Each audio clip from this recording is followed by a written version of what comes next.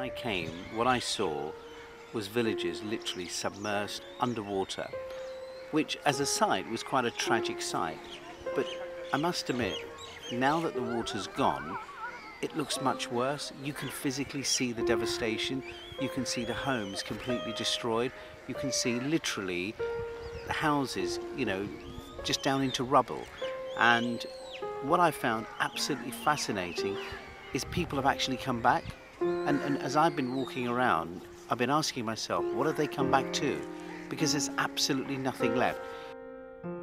What's really important, I think, for people who have supported Islamic Relief, this is really the opportunity to see their money at work, to see the importance that that money will do, because these people need their lives put back, they need their dignity back, and most importantly, we need to give them a platform so they can start to rebuild again.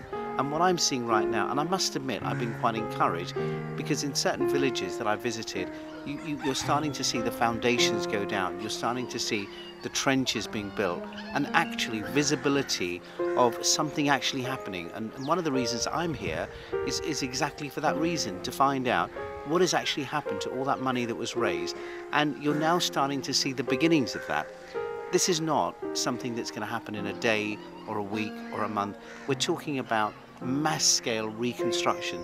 This is a long-term project, but most importantly, what I can certainly say is there is visibility of things happening.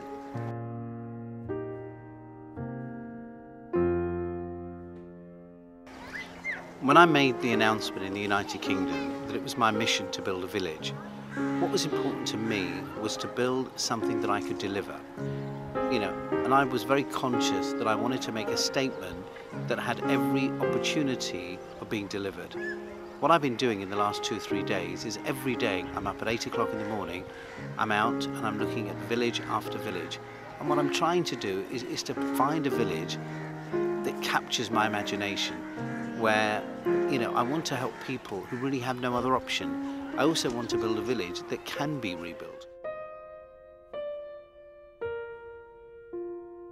A village like this, where you can start to see people start to get a reassemblance of their life back.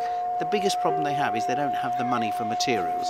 So I'm really confident that in the 4 days that I gave myself to come here, I will make that decision. But deciding on which village is a very tough journey. Every time you arrive in a village, you see the devastation in people's faces. You see young children have lost, their parents, or there's no school anymore. And everybody keeps saying to me, how will you decide from one to another? And ultimately, I think it's up to the good Lord.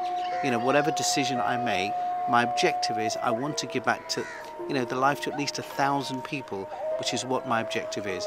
But I'm confident that inshallah I will deliver that pledge. But it's Islamic Relief that's going to rebuild that village for me.